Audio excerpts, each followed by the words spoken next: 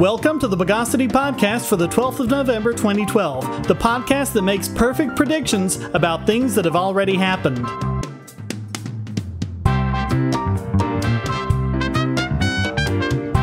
This is your host, Shane Killian, and joining me once again is Lord T. Hawkeye himself, Tim Dyson. Tim, welcome back to the show. Hello, boys and girls, and good to be back. So, Tim, we didn't get a chance to talk to you before the election. What are your thoughts on what happened? Well, it's not surprising at all. I mean, it was pretty much a no-brainer. The Republicans are doing a great job of shooting themselves in the foot and then putting it in their mouths while they're at it. Yeah. I don't know. It came to a lot of pundits by surprise. Of course, they were mostly pundits on the right, but they were predicting big landslides for Romney. And of course, those on the left were predicting big landslides for Obama. And a lot of them were hedging their bets and saying, all these swing states, it could go either way and it's going to be really close. And of course, we know what happened. I saw a video of someone who did this huge, ridiculous rant about how the libertarians totally ruined it and got Obama elected. And it had to be slowly explained to her, lady, Gary Johnson got 1%. If every one of those had voted for Romney, it wouldn't have made any difference. Maybe one or two states would have gone to Romney instead of... But that's only if you assume that all the Johnson voters would have voted Romney, which is a bad assumption. I wouldn't have voted Romney. Well, talking of predictions, our good friend Jonathan Lochet, I don't know if you saw this, he posted a prediction to his Facebook page for how many electoral votes he thought Obama would get. He was only off by 3. Nice. Yeah. So that was a lot better than the media's polls. And there's something else that's a lot more accurate than the media's polls in predicting the outcome of an election, which brings me to our first item in News of the Bogus. So, Hawk, are you familiar with Intrade? Yeah. They keep saying it's something terrible, and yet they never want to say what it is. Well, it's a prediction market, and the idea is that people can go to the website and bet on some future event going one way or the other. You can bet on what gold is going to do, you can bet on who's going to win the World Series, or you can bet on Obama becoming the next president or Romney becoming the next president. Oh, yes. I did see this. It actually ended up predicting events very accurately, and it showed how the wisdom of crowds works. Yeah, because the idea is people are putting their own money on this, saying that they think Obama's going to win or they think Obama's going to lose. And just like any bookie, you set the odds based on what people are betting. Yeah, I remember what happened. The people who bet on McCain being the running man for the Republicans, they ended up making out like bandits because for a while it looked like he was going to drop out of the race, but then things changed. Yeah, the people who just happened to get in right at that time and say, no, I think McCain's going to get it. Yeah, they did pretty well. So they've got an incentive to try and get it right, unlike the pollsters. Well, now, what's happened is the U.S. Commodity Futures Trading Commission has filed a civil complaint in federal district court. And they filed it against Intrade and against the Trade Exchange Network, TEN or 10. Now, the idea is online gambling is illegal in the United States. When these companies formed, they formed in Ireland, where it is legal. So here's what they said in their press release. And I think this is a quote from the actual complaint. Intrade and TEN operated an online prediction market trading website, which allowed U.S. customers to trade options products prohibited, now listen to this, prohibited by the CFTC's ban on off-exchange options trading. You know that word off-exchange? You know what that means? I can't say what I do. Well, what they're doing isn't illegal or harmful, except it isn't being done through the government-approved oligarchy. Of course. The self-appointed experts on everything. Yep. But you're right, they have been very accurate. In 2008, Intrade predicted the election would be Obama with 364 electoral votes to McCain's 174, and that was based on people betting that Obama would take Florida or whatever. So it was 364 to 174. The actual results were Obama 365 to McCain 173. They were off by 1. Yeah, it's quite amazing how that works. It's better than any single person could ever do. Or any poll. Now, if you look at the 2012 results, they don't seem to be as impressive right off the bat. Intrade predicted that Obama would win 303 to 235, and of course he won 332 to 206. So they were off by quite a few, but the reason why they were off that far was because they got every state right except for Florida. And they said there was a 68.8 chance that Florida would go to Romney. So right around 2/3. But that means there's a 1 in 3 chance that it would go to Obama, which is what happened. So out of 50 states, being off by 1 in 3 is pretty darn good. Yeah, you'll get the occasional state that beat the odds. Yeah, well, I mean, that happens. There was a 1 in 3 chance. It's, rolling a 1 or a 2 on a die. And in 2010, they actually predicted a Republican gain in 60 seats in the House and 8 in the Senate. The actual figures were 63 in the House and 6 in the Senate. Again, really close. A lot more close than the pollsters and the pundits got. You'd think the pollsters would be taking notes on these people. Yeah, well, as far as I can see, they're just mad because Intrade was more accurate than their bogus polls are. Who was it who said it's very dangerous to be right when the government is wrong? Yeah. Well, pollsters make money predicting who wins an election.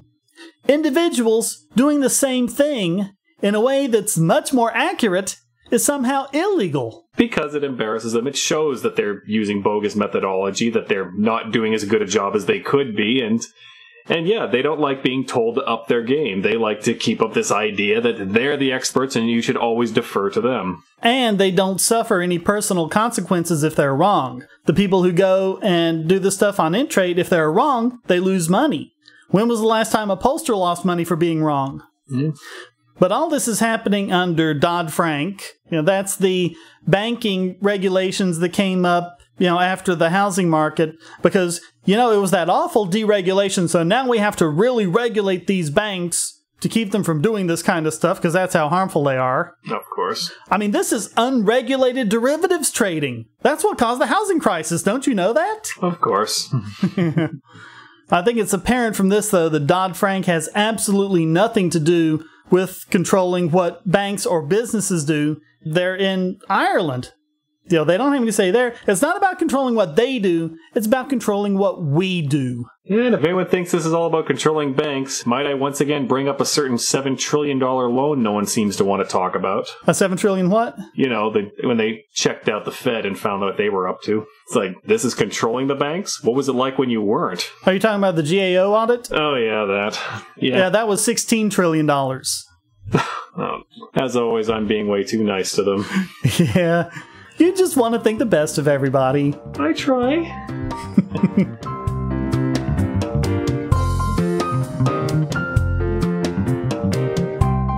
Well, something else we were inundated with over the Thanksgiving weekend is those Walmart protests. Did you hear about those? Yeah, I heard they used that as a springboard to launch another one of their campaigns against Walmart. Well, to hear the press talk about it, it's like zillions of Walmart workers walked out to protest their horrible working conditions. Yeah, but of course, the truth's always a little more interesting. Well, this is what CNN says, and this is CNN, not, some libertarian blogger or something. Now, keep in mind, as I'm saying this, Walmart has over 1.4 million workers, okay? 1.4 million. Keep that in mind. Mm-hmm. And this is a direct quote from CNN. Hundreds of people, including some employees, have taken part in Black Friday demonstrations at Walmart stores nationwide, protesting what they say is the retailer's retaliation against speaking out for better pay, fair schedules, and affordable health care. So a small fraction of 1% of the workers are disgruntled, maybe? I don't even think Gee, emergency, what are we going to do? No one has an exact count of how many of the ones who were protesting were actually workers, but it seems somewhere in the range of 50 or 60. Funny, if this was such a big problem, you'd think they'd be shouting it all over the place. Well, Walmart says they had their best Black Friday ever, and they also say that they had roughly the same number of employees failing to show up as they did on last year's Black Friday. You know what this reminds me of? Is this complete repeat of history. The robber barons. Remember that? Everyone was going on about how these guys are exploiting the customers, and yet they can't seem to produce any customers actually complaining about them. Yeah.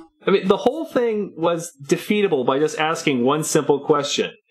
Who was it who actually lobbied for the anti-trade laws? Because if you check it out, it wasn't the customers. Yeah. Well, and of the ones that were employees, you gotta wonder, how many of them were union plants? Because this Our Walmart group that was behind it, they're making it out like it's this grassroots movement of all these Walmart workers getting together, but they're actually filed with the Department of Labor as a subsidiary of the United Food and Commercial Workers Union. Oh, yeah. It was the same story with the robber barons. It was all just unions who don't like having to compete with the people who are able to charge less because they're not unionized. It was actually found out in the past that at least some of Walmart's employees were actually plants for this union trying to stir up discontent. And if you look around all these press stories about it, some of them are actually workers who are members of the union who don't work at Walmart. They work at like a nearby grocery store or something that competes with Walmart. Yeah, and then the real incentives come out. It's not a question of morals or workers' rights. They just don't like having to compete with them.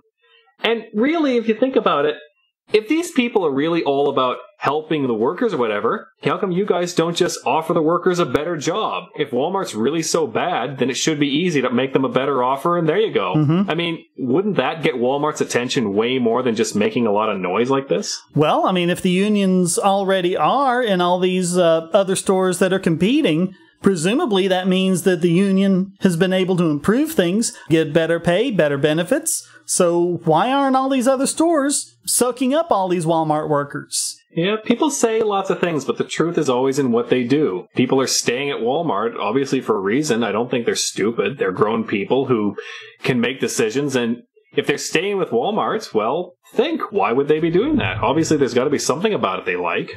I mean, it's just basic economics. If you raise the salary, then you actually price a lot of workers out of the market. The average Walmart worker makes $12.14 an hour, which is actually not bad when you look at it, but let's say they say, oh, we think it should be $15 an hour.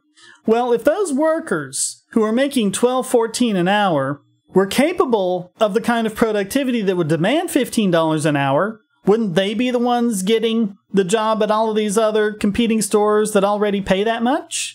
Oh, yeah, I can speak from personal experience on that. When I was starting out working, it was absolute hell because of minimum wage laws. Nobody would touch me because I didn't have experience. Wherever I went, more experienced people always muscled in on me, and I had no way to compete with them. Mm-hmm. It's just a miracle I managed to get the steady jobs that I did.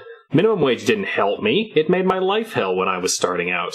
Yeah, so if minimum wage was like $8 an hour, you probably would have been just fine with $5 or $6 an hour. Say, hey, I'm just starting out. You got to start out low and build up. But you're prohibited by law from doing that. Yeah, of course, the real reason is because the older established workers don't like having to compete with the younger people who don't have families, don't have mortgages, or any of those expenses that they have, so they're able to demand less. Yeah. Like all government action, it has nothing to do with morals or anything like that. It's just about keeping insiders in and outsiders out. Yeah, and you have these really weird stories. I read one about a cake decorator at Walmart, and she had worked there for something like 8 years.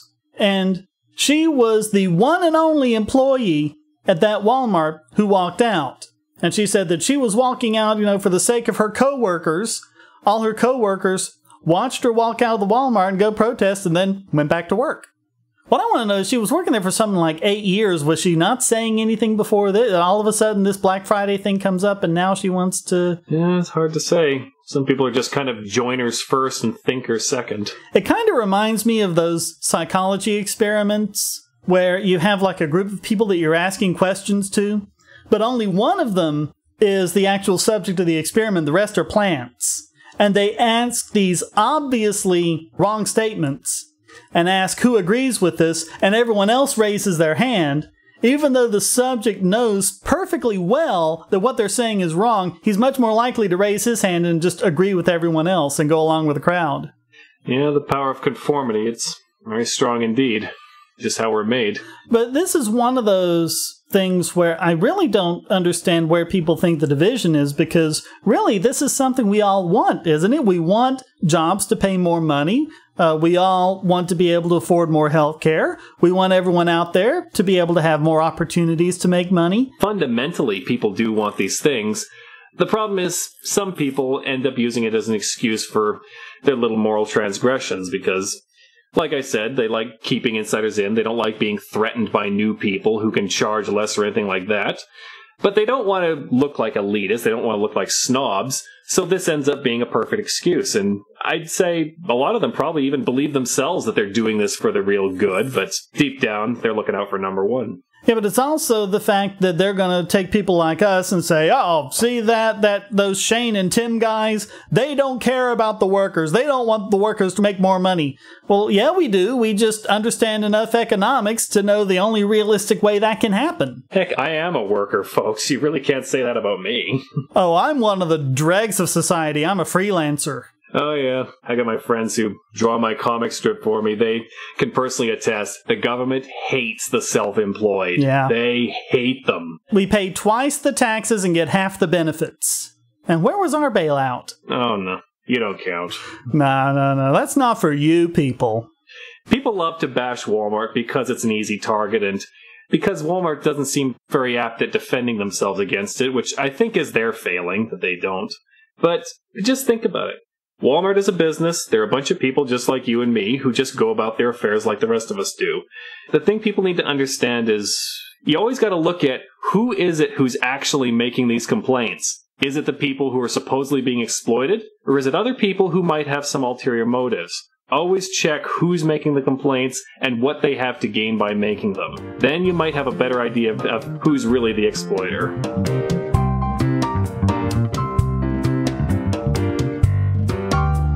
So you know how you were saying earlier about the Republicans shooting themselves in the foot and then putting it in their mouth? Oh, yeah. Obama's done that not once, but twice.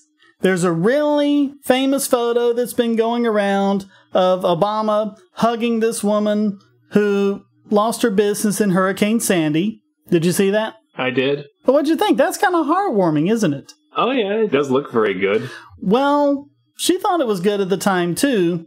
But the way it turned out wasn't so good. Listen to this. I was very excited and felt warm by the embrace, thinking this is really going to happen. I'm going to get the help I need because he promised that. And it's been almost a month now and I've gotten no help. When I was introduced to the director of FEMA and the president told him to get me immediate help, I thought I was getting help from FEMA itself, not that I would have to go get a loan.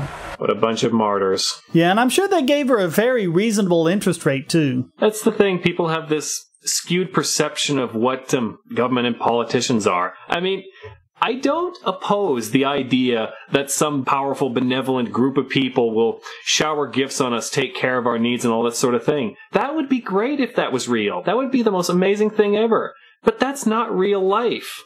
This is the thing people need to realize. Libertarians like you and me, you know, we don't have some sort of deep-seated bigotry or whatever about, you know, government actually coming for and helping people. We would love nothing more if government could get our wages higher by raising the minimum wage. We would love nothing more if we could effectively go and help people through FEMA and through government flood insurance and things like that. We would love nothing more if that were the case and we could actually do this, but it just doesn't work. Yes, because you need to remember, government does not have any wealth. Government does not produce any wealth. All they do is take it from some people and give it to others.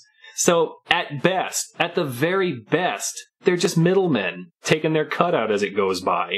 They're not giving you anything. They don't have anything to give you. And they're middlemen who don't have any incentive to get it right and don't suffer any repercussions when they get it wrong. Yeah, and what kind of people are first in line for that job? Yeah. Yeah, not the martyrs, not the good people, not the good Samaritans and all that. Those people are all busy helping private charities who actually do help people. Well, if that wasn't bad enough, Obama actually said something that just blew that away. He was giving a speech in Thailand, and he was talking about Israel's attack against Hamas in the Gaza Strip. Now listen to what he said. Quote, "Let's understand what the precipitating event here that's causing the current crisis, and that was an ever-escalating number of missiles that were landing not just in Israeli territory, but in areas that are populated. And there's no country on earth that would tolerate missiles raining down on its citizens from outside its borders. So we are fully supportive of Israel's right to defend itself from missiles landing on people's homes and workplaces and potentially killing civilians. Israel has every right to expect that it does not have missiles fired into its territory." Wow. Well, guess what? I agree with all that. I agree. No country should tolerate missiles raining down on their citizens. Of course. But The problem is, I don't think Obama agrees with that. Well, certainly not when it comes to his drone strikes in Pakistan, Syria, Somalia, Yemen, and who knows where else. That's how it always is. This is bad, except when my tribe does it because my tribe is special. It's a recurring theme you see all through history. Yeah. Like people who are all outraged about 9/11, and rightfully so. There was no justification for that. And then they turn around and defend, say, the bombing of Hiroshima. I say, how can you possibly hold these two positions? Are these not people in Hiroshima or something like that? Yeah, or if people in the Middle East retaliate for us bombing them, it's terrorism. But when Israel does it to Gaza for exactly the same reason, it's justifiable defense. Yeah, it's that whole turn the other cheek, eye for an eye thing. Master to servant, turn the other cheek. But servant to master, oh no, eye for an eye. It's been the running theme for a long time, and at least now we live in an age where it's harder to get away with that. Well, it's like I said a while back about the 9/11 attacks. We bomb them to teach them a lesson, so they bomb us to teach us a lesson, so we have to bomb them to teach them another lesson. On and on and on, and no one ever seems to learn any lessons. Murder is murder. It doesn't matter what piece of land it happened on. You imagine the 9/11 attacks. Imagine how saddened and outraged and grieved you were. Now imagine a 9/11 attack every day. Imagine that was the norm in your country. That'll give you a bit of an idea of what the Middle East is being put through. So think about that before you go cheering the war on. Just an idea.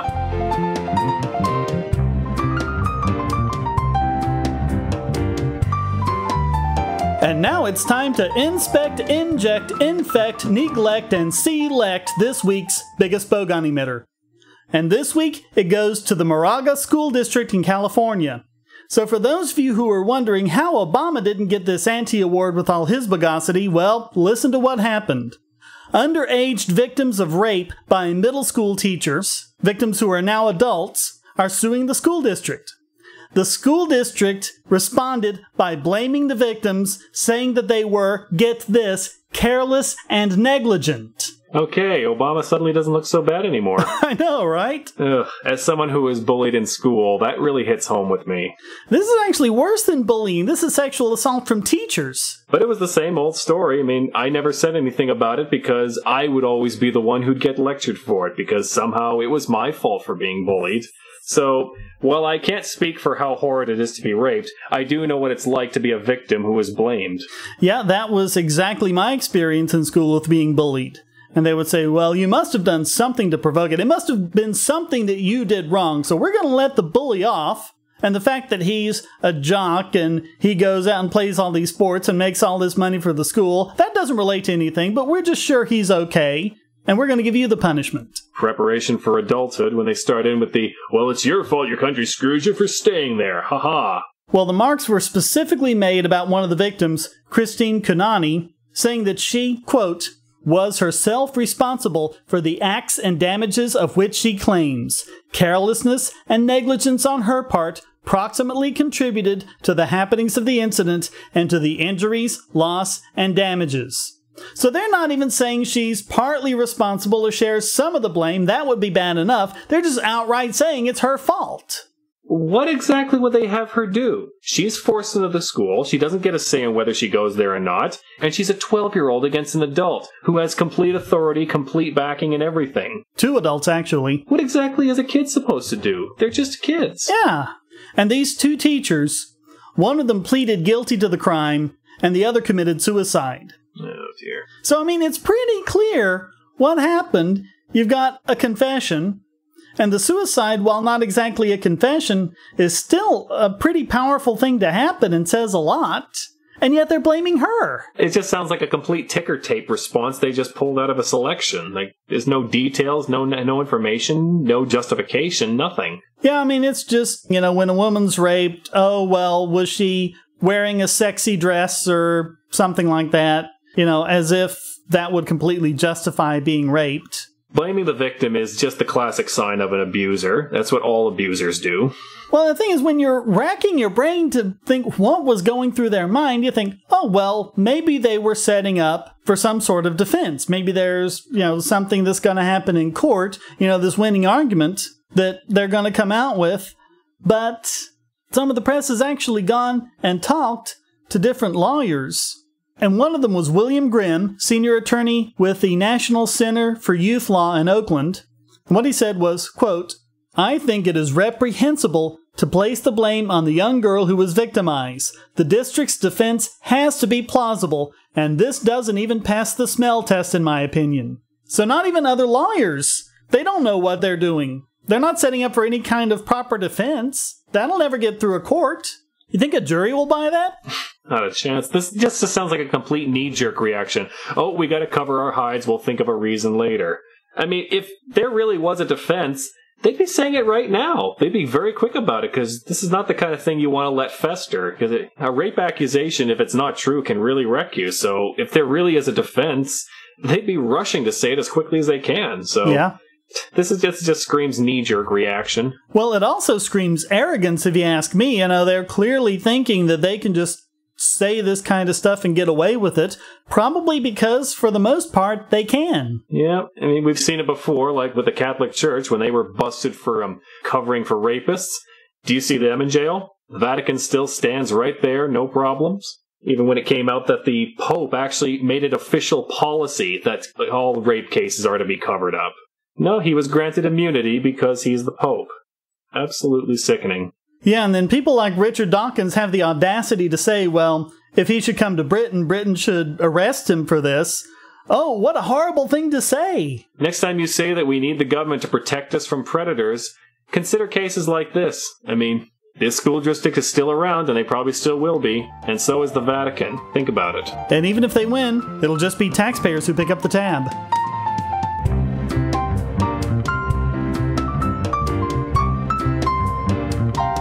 And now it's time to offend the fragile little mind of this week's Idiot Extraordinaire! And this week it goes to Lori Phillips, who claims that her daughter got an inappropriate book from the library. Ooh, what was in this book? Well, the book was the period book, Everything You Don't Want to Ask But Need to Know. Oh. Well, aside from having a very uncreative title, what exactly is the problem? Well, she said it was graphic and disturbing, and was particularly offended by the pictures of both male and female genitalia. Yeah, I wouldn't want kids knowing they have those. Well, it's nothing you don't see in a biology book. And I'm looking at the picture of it. It's just a bunch of cartoons, so it's not even real pictures, it's just drawings. Even if it was real, geez, do you know how many times my daughter has seen her brother's penis? Mm-hmm. You know. Oh yeah, I mean, I knew what they looked like since before I was even in school. Yeah, and now we have this thing called the internet. Oh boy. Here's the thing that gets me. Alright, she doesn't want her daughter knowing this stuff. So that makes her just another backwards, puritanical, 19th century minded parent. A lot of them around. But here's the thing. She's refusing to return the book. She wants to make this decision not just for her child, but for everyone else's as well. Oh, brother. But I was curious about the book, so I went to Amazon, and I looked through the Amazon reviews. They had 45 4- and 5-star reviews, and only 7 1- and 2-star reviews. So the overwhelming majority of the people who went on Amazon to review the book say it's a good book. Oh yeah, I was given a book like that by my parents when I was probably about the same age there, when I had all those usual questions about how does this and that work. And yeah, it helped me quite a lot. Everything suddenly made sense to me. I wasn't corrupted by it. Well, I was looking at those 1- and 2-star reviews, and I did find one that seemed to be a legitimate criticism. A reviewer saying that this author has apparently written books about like horoscopes and supernatural events and something like that, so okay, maybe this author isn't all that great. And maybe there are better books out there. There were some that were recommended. But most of the low reviews were just saying stupid things, and here are just a couple examples, and these are exact quotes. One is, it discussed sex, gynecologist visits, and had very graphic drawings. I wouldn't want my daughter reading this until her teenage years. Well, it's a little bit late then, isn't it? Yeah, everyone's saying, how come teens are all having sex and everything? Says, because you're not explaining all the details to them, so they're jumping into it, not knowing what they're getting into. It's like these overprotective parents who won't let their kids interact with strangers and then act like it's some huge shock that their kids are completely naive and don't know about the world. Yeah. Here's another review, quote, "Page 16 has a diagram of a female's genitals with the different parts labeled, and the next page has the lovely sentence, 'The clitoris is responsible for many of the pleasurable feelings women experience when they have sex. This book isn't appropriate for an 11-year-old. Trust me, lady, if she hasn't already figured out how pleasurable the clitoris is, it won't be too long before she figures it out, book or no book.'" Hey, I saw that in a book in school once. A science book. Yeah, biology. I just don't get this wanting to rob children of their sexuality. There's nothing wrong with it unless it's, rape or sexual molestation like we were talking about earlier. Children learning about their bodies and how they work and what kind of changes they can expect as they go through puberty is a good thing. Yeah, it's religion. Religion has this obsession with denying yourself pleasure all in preparation for some afterlife that's not going to happen. In that sense, it's one of the worst forms of murder to me in some ways. And you know something else? I have no idea how many listeners I'm going to lose because of this statement, but I'm going to say this anyway. It wouldn't hurt for boys to read this stuff about girls and their periods. Why don't we demystify the period for us guys? I mean, think about it. In the relationships you have, hasn't that been a big problem? Just, she has her period, she's going through it, you don't understand it, we can't help her through it, and she's been taught to think that it's something she has to hide. Oh yeah, more information is always a good thing. Even if it's uncomfortable, even if it's a bit icky, helping us understand each other is always a good thing. Also, having a daughter who, just in a couple of years, will be a teenager, I want to have all the books like this I can find. I mean, I can teach her right now about all the medical stuff and the scientific stuff that's going to go on, but I can't really prepare her for it. I've either got to go to books like these, or I've got to rely on my sister and my mother to help out. Yes, some people seem to operate on the idea that kids are just going to learn it themselves, or worse yet, want their kids to remain little kids forever, and I'm sorry, but that's just not going to happen. When I asked my mother once, what advice would you give about being a parent? She told me, rule number 1, from day 1, be ready to let go. And that's a lesson this woman tragically didn't get. Yeah, so after all of this, how can anyone other than Lori Phillips possibly be this week's Idiot Extraordinaire? Well, that wraps up this non-anti-disestablishmentarianistic edition of the Bogosity podcast. Please visit the forums at Bogosity.tv, where you can read the show notes and join the discussion on these and other subjects. This podcast is free but not free to produce, so please use the donate button at the top of the Bogosity.tv website or down the right-hand side of the podcast page and give generously to keep this podcast going. And if you'd like to contribute to the podcast, just send a question, statement, news article, or rant to podcast@Bogosity.tv. Put it in an audio file, and if it's good enough, it'll get played right in the podcast. Thank you for listening, and thank you, Tim Dyson, for joining me. Thank you, everybody, for your kind attention. And as I always say, be aware and be wise. And until next time, here's a quote from former Surgeon General Joycelyn Elders. "As long as I was in Washington, I never met anybody that I thought was good enough, who knew enough, or who loved enough to make sexual decisions for anybody else." That woman is my hero. The Bogosity podcast is licensed under a Creative Commons Attribution Non-Commercial No Derivatives 3.0 Unported license.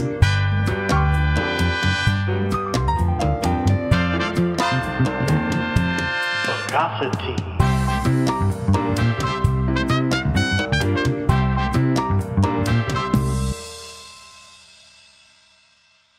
Christmas time is coming, and the most classic of Christmas stories is A Christmas Carol. But how much do you know about the original Charles Dickens novella? Have you dismissed it as a children's book with one-dimensional characters amounting to nothing but platitudes and cliches? Maybe your appreciation of the book was even muted by those dry, boring, annotated books they made you read in school. My book, the sarcastically annotated A Christmas Carol by Charles Dickens, uses both facts and humor to present the book in a way you probably haven't seen it before.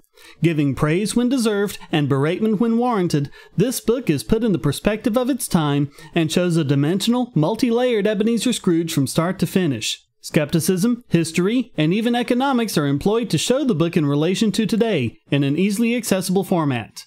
Appreciate the Christmas of your youth all over again. Get the sarcastically annotated A Christmas Carol by Charles Dickens, available at Amazon and on PDF as well.